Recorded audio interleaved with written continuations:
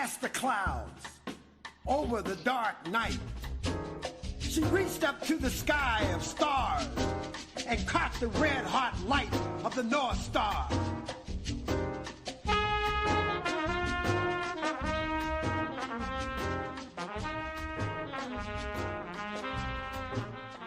Whoa.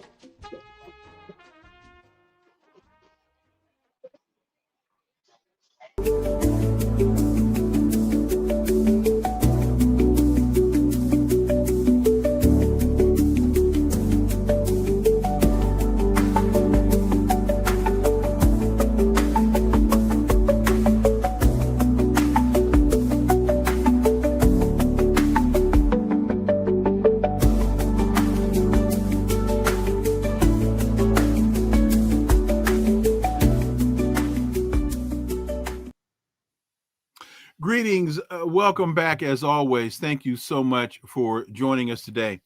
The Sudan war sparks global alarm after reports of mass killings. Yesterday, we discussed world leaders have called for renewed talks to halt the war in Sudan as reports emerged of widespread atrocities in a city recently captured by the paramilitary group fighting the army-backed government. And all of this while the U.S. has launched 3 more airstrikes in Somalia over 3 consecutive days, according to press releases from the U.S. Africa Command, as the Trump administration continues to bomb the country at a record pace. What is going on? Is the United States now shifting its focus from Europe to the continent of Africa? What's going on in these countries and why? Let's connect some dots and find out.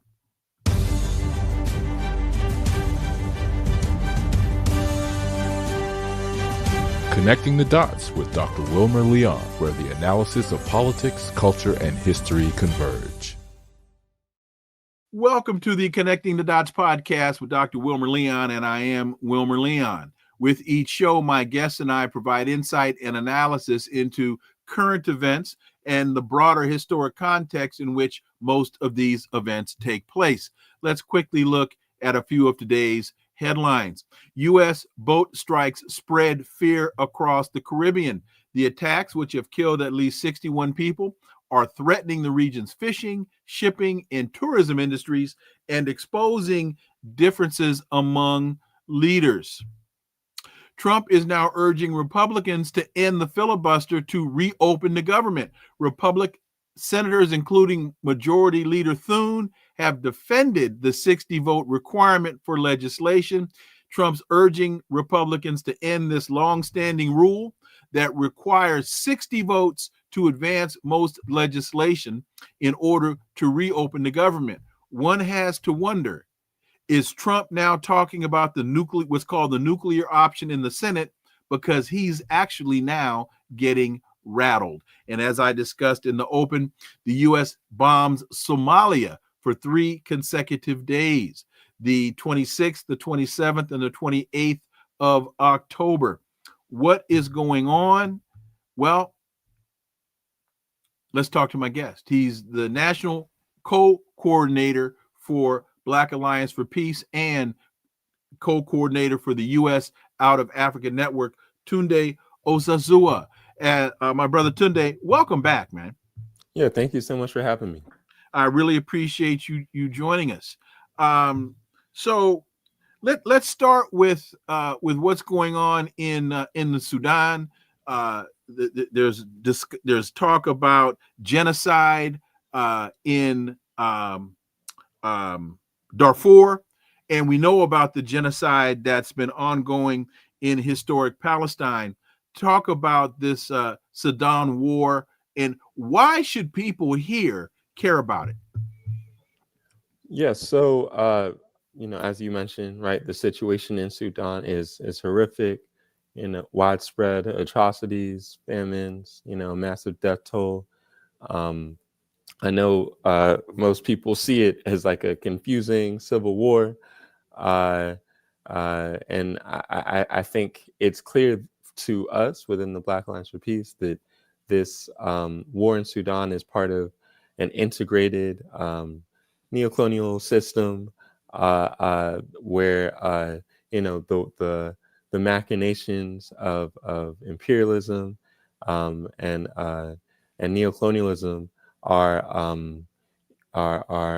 illuminating for our situation stateside, right? As African people here in the U.S., we also are dealing with neocolonialism, right? With comprador leaders, with black faces that don't necessarily represent our interests, but rather represent the interests of capital. And so, for us, right, we see an analysis of this war in Sudan as a civil war. That analysis really misses the point. For us, the war in Sudan is really a counter revolution, right? It's waged to crush an emancipatory project, right? In Sudan, they had a very inspiring December revolution, an emancipatory effort to kind of democratize their society, right? When you look at Sudanese history, there's long periods of resistance to colonial and then neocolonial rule, and so the December Revolution, which I referenced, it wasn't just a spontaneous. It was a culmination of decades of organized resistance against a neocolonial state that was designed for extraction and repression. And so, and who led, when we talk about that war, who led that revolution? Yes, so the revolution was waged against the regime of Omar al-Bashir, right? Thank you. Who acted as an agent of international capital, who worked to dismantle the public sector in Sudan, who privatized so many of the public resources in the country and shifted the economy towards extractivism, right? And so the people of Sudan rose up, right, to end his rule, right, which was very very repressive.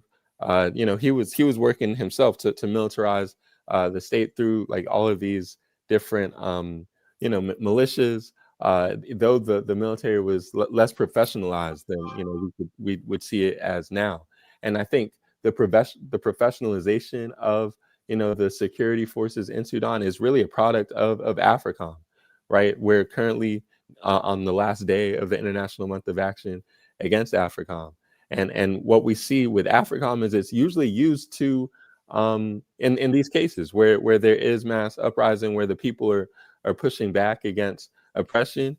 Africom is usually a tool of neocolonialism to crush those types of movements, right? And so for decades, right, U.S. policy in Sudan, executed through Africom and its predecessors, has been to really legitimize the very security forces that have turned the country into a slaughterhouse, right? It's currently a place where have been killed, millions have been. The Al-Fashir situation currently is just a very salient demonstration of just the devastation that these forces of neocolonialism and imperialism can cause, right? And so I think what we should see this war in Sudan as, while some folks, and it's right to say that it's a war between the Sudanese armed forces, the SAF, and the Rapid Support Forces, but it's really about the military state as a whole, right? Causing all sorts of suffering for the people of the country, for the people of Sudan. So which side of this do you find the hands of the United States, either directly or, I think in this instance, more indirectly, dictating and navigating the conflict? Yeah, so that's a great question. So I think a lot of folks refer to the U.S. as a power, but less present than the UAE, right? The UAE is being the primary conduit for violence, as they are the direct supporters of the RSF with their weapons, with their funding, with their military support. And so there's that force, right? The United Arab Emirates that has its own goals, like they're pursuing expanding their economic empire with like port deals, with agricultural land, you know, and other things, right? And then the U.S.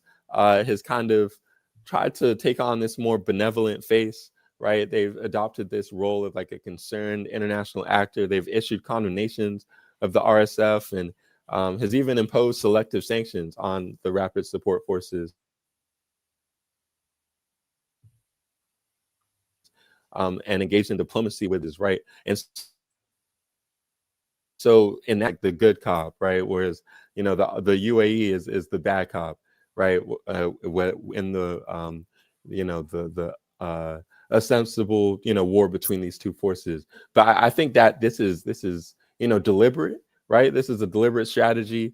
It's kind of like a division of labor, because both sides are really creating a ton of chaos in Sudan. Both sides played a significant role in overturning so many of the gains of the December Revolution. The RSF and the SAF were strong allies in the early days and worked very hard to make sure that, you know, the people who were fighting for what they called Madania, right, which is you know, supporting grassroots civil society groups on the front lines and trying to move away from this military state that we're seeing as causing so much devastation.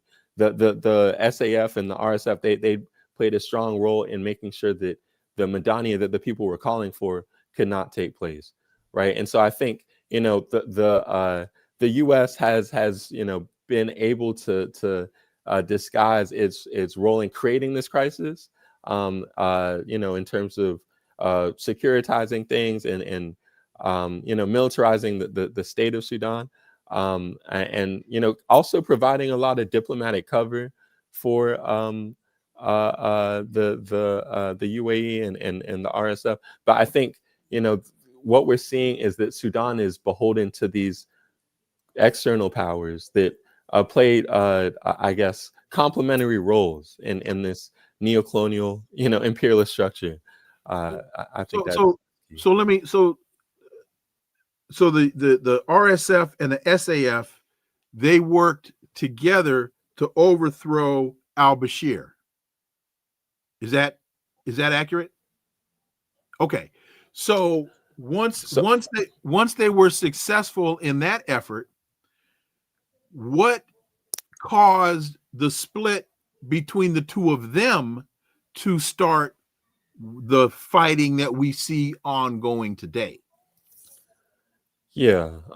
So I think, you know, just for clarity, I think, well, on April 11th, 2019, which was the 113th day of the December Revolution, that's when the movement, right, overthrew Omar al-Bashir after his 30 years in power, right? And so, you know, that revolution represented an awakening of the Sudanese people, right? And you know, there was a Sudanese like transitional like council, military council essentially, that was formed that, you know, brought together the Sudanese armed forces. It brought in the rapid support forces who were collaborating to try, and they stated that they were trying to move away from military rule towards civilian rule, which obviously never came to pass. And you know, a lot of well, Sudan used to be a huge oil producer, right? Like before George W. Bush kind of split up the country, right? Before they divided things into Sudan and South Sudan, Sudan was a major producer of oil. And once South Sudan separated, it turned to gold, right? And now Sudan is like one of the major gold producers on the African continent. And I think a major cause of the split between the RSF and the Sudanese armed forces were disputes over that gold, right? Okay. And that's a major driver, actually, of the conflict today. Okay, so that disputes over. So that takes me. That takes who me has to access this. to which resources, namely Sudan is. So that takes me to this, and I asked this question to Erica yesterday, and I wanted the both of you on back to back, and here and asking you some of the same questions so that people could hear different approaches to the analysis on the same issue, and just to make the point, you all are on the same page here. So you've got the UAE. I'm trying to trying to provide the audience with an understanding from a historical perspective, the role that the UAE is playing here, because I always say you need to look at a map when you're having these conversations. The UAE is on the Persian Gulf side, so they've got to go through Saudi Arabia, across the Red Sea, to get to Sudan. So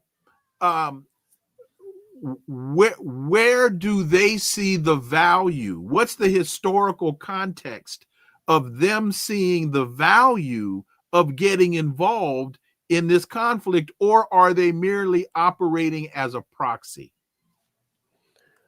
Well, that is a wonderful question. I think it's important to understand the motivations behind, the UAE's support of the RSF, and I think it's important to say that the UAE has a lot of interests of outside of being just a proxy, though they do kind of in some ways serve a subordinate role in the broader scope of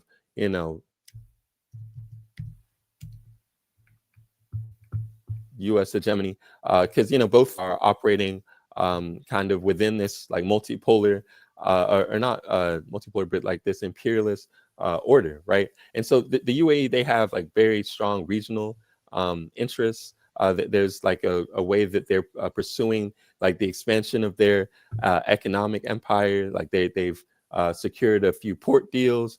They've gained access to a ton of agricultural land, and we were just talking about the gold aspect of things. The UAE is the main recipient really of Sudan's gold, right? Like they export a ton of gold that comes from their RSF allies, right? And so they gain a lot of benefits economically from this arrangement, right? That they have with the U.S. and with the RSF. They also have established themselves as the dominant power in the Red Sea and the Horn of Africa, the dominant external power in a lot of ways. They do the dirty, hands-on work of war making. So we were going to talk about Somalia. The UAE plays a very significant role there. They're very big in terms of their dealings with Ethiopia, like all across kind of the whole region, right? And so there are so many benefits that they as a force gain, but they also are working in concert with the U.S. and a lot of their activities are kind of aligned with the U.S. interests and U.S. and imperialist interests more broadly. And let me and hopefully this question may very well result in a whole nother show in and of itself. But again, looking at the map, Libya is northwest, I believe, of Sudan, bordering Sudan. And so is there the same African Arab conflict in this that there was with Gaddafi in Libya? That Gaddafi had conflicts with the Arab states because he saw himself as an African, not an Arab. Yeah. Or is that too simplistic? I think there are ways that the African Arab dynamics come into play, and I try to focus more on the more materialist aspects of things. But yeah, I think that's an important dynamic, right? And as it came up with Gaddafi, I think there's been a lot of discourse actually recently about how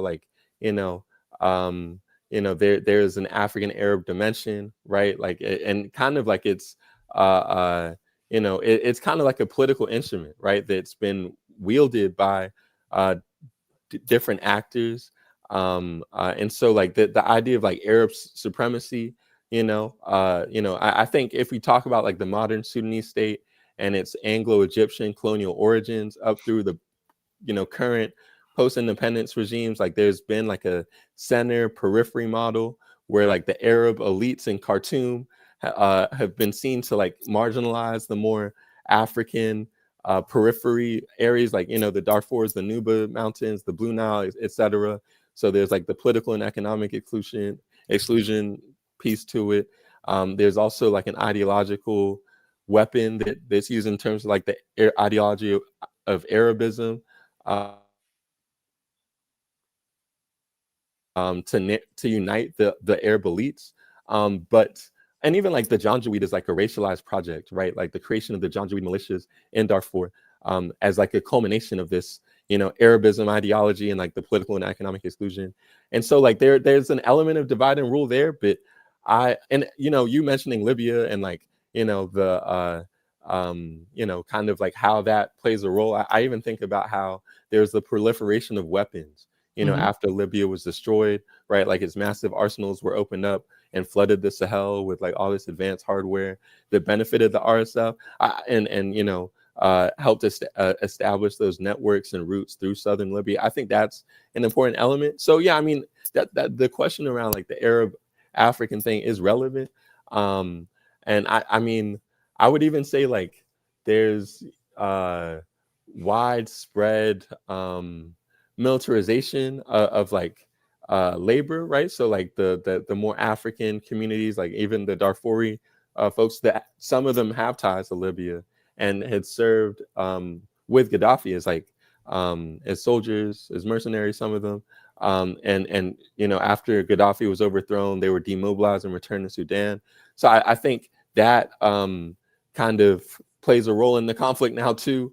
But yeah, I would say that the Arab African divide is kind of weaponized, and it serves a counter-revolutionary role.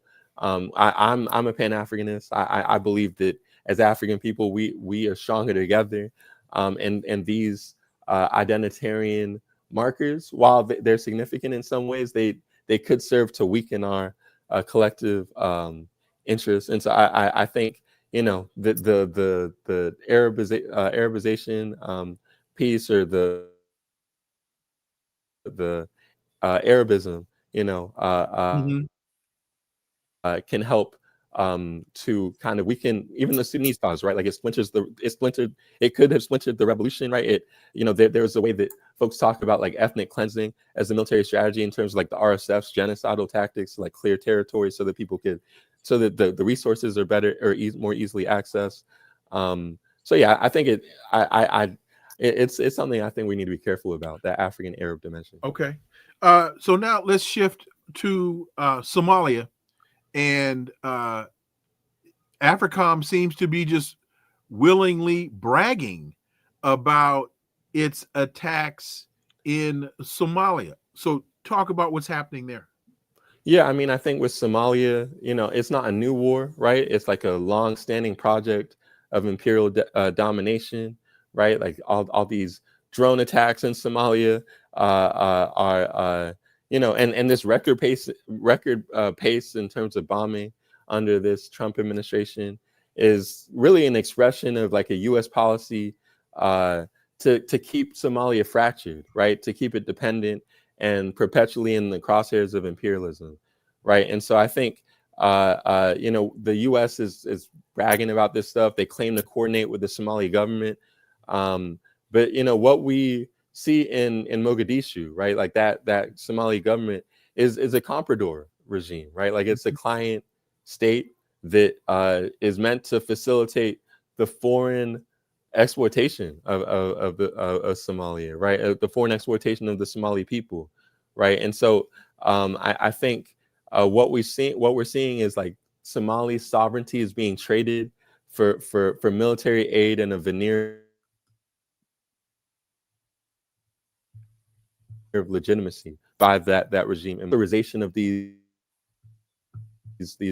colonial governance. Okay.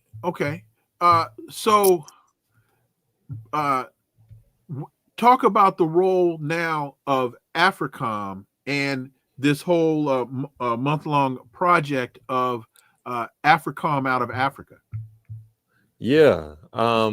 So I think, when we talk about neocolonialism, right, I think that that's a structure. And when I say neocolonialism, I'm just trying to say like that's, the situation where, a country has all the trappings of independence, but its economic and political policies are really being determined from outside. And that's kind of a play on Nkrumah's definition of neocolonialism. I think that is a key structure to understand how a lot of the challenges facing African countries today, and Africom is a key player in that structure, right? I think when we look at Sudan with the intense militarization that has kind of professionalized the military, that has allowed for these elite interests to really devastate the population, to allow for the enriching of themselves and their allies and counterparts. I think that is it speaks to a structure that needs to be defeated if we want to see an Africa that's truly free, and independent and able to move towards liberation. And so for us, we see the U.S. out of Africa, especially of this U.S. state. I think it's important for us to call for an end to this war making, to this militarization, to this new era of neocolonialism that allows for the impoverishment of the continent for the benefit of the comprador elites on the continent, and then also Western forces and the upholding of the imperialist system. And so for us, like we see things like the constant, like the record pace of bombings in Somalia as just symptoms of this neocolonial system that needs to fall, and Africom is a key aspect of that. And so the Somali people have a right to self-determination. The Sudanese people have a right to self-determination. They have a right to build their own future without being under the threat of bombing, without the interference of comprador regimes and Gulf state proxies like the UAE. Even though obviously the UAE has its own interests, but they are given a whole lot of cover by the U.S. So I think solidarity for us means demanding an end to Africom, demanding an end to imperialism that really creates the problems that it claims to be fighting, right? And so that's why we're part of the call for U.S. out of Africa, shut down Africom. You talk about self-determination, the right of self-determination in Sudan, the right of self-determination in Somalia. Is the coup that took place in Burkina Faso, is that resonating in those spaces and serving as a motivator, as a example of how individuals can rise up and start to exercise their own destiny? I think so. I think the coup in Burkina Faso really spoke to the aspirations of a large portion of the Burkinabe population, and it and through the past year and a half, 2 years now, has moved in so many ways away from Western hegemony, kicking out French economic interests, kicking out U.S. economic interests, kicking out the French military. I think those are ways that they have demonstrated that they're committed to working towards the self-determination of their people. Obviously, no project is perfect, right? But I think the Burkinabe forces, the Burkinabe people are, in the midst of their own kind of revolution.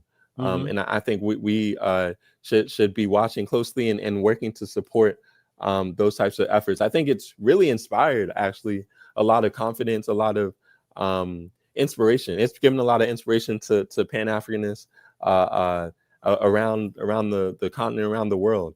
And I think that's kind of the direction folks need to be moving in, as far as like working to build up, kind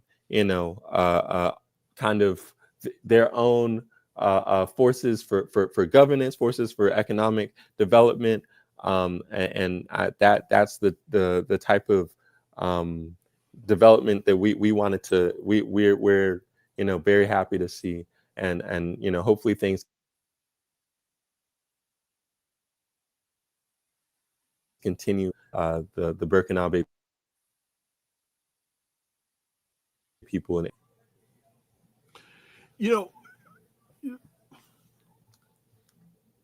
Self-determination is, of course, the key, and Robert Brown made the point. Ruto is the Comprador elite class in Kenya, absolutely. So I think you're looking at two very clear examples between Ruto in Kenya and Traoré in Burkina Faso in terms of leadership and on the spectrum. Again, do you get a sense, based upon Niger, based upon the alliance of Sahel states, is that gaining traction? I believe it is. I think there is traction being gained in the hearts and minds of the African people. I think folks have been inspired by those projects. I think the people themselves are inspired. I was in Niger last November for a conference in solidarity with the people of the Sahel, and the excitement that people had just speaking about their projects was kind of electrifying. Like I was very energized by hearing what people had to say about their projects, and I think even up till now, like I'm hearing people who are following those developments talk very positively about that. Though obviously the West has its own perspective on things. I think there's their attempts, like let's say the European Union sanctions, attempts to destabilize and to attack, right, this AES project, the AES confederation, and so I think yes, it's gaining traction amongst the people, but there's a need to try and defend this project, against imperialist designs and interference. And to your point about the West having its own interests, again, Kevin asked the question, what role does the African Union play in self-determination in Africa? Yeah, the African Union, I think it could play a really strong role. In the time of Gaddafi and before that, I think that there was a lot of potential. But I think in the current day and age, where the African Union is recognizing the Zionist state of Israel and is kind of acting almost as like a proxy, let's say, of the West, of the US, of the Europeans. I don't think it's in any way working towards the self-determination of African people, unless the African Union is able to kind of serve its initial purpose in that trying to work towards the unification of African people and African states under a liberatory framework. But right now, it seems like they're not at all trying to build towards self-determination. But I think there's that potential. Tunde Osazua, thank you, my brother, so much. It's been a minute, but it won't be nearly as long between now and the next time we bring you back. Greatly keep up you're doing wonderful work. The Black Alliance for Peace, the entire organization. Thank you so much. Look forward to having you back. Thank you so much for having me. Appreciate this. Enjoy the weekend. All right, folks. Thank you all so much for joining us today, for participating in the Connecting the Dots podcast with me, Dr. Wilmer Leon. New episodes next week. We'll get the guest list put together and have that all for you. But as I say, in the words of the Moon Man, it's going to be a big one. Follow us on social media. All the links are below in the show description. This is where the analysis of politics, culture, and history converge. Talk without analysis is just chatter, and we don't chatter here on Connecting the Dots. See y'all next week. Until then, I am Dr. Wilmer Leon. Have a blessed remainder of your day and weekend. Peace. I'm out.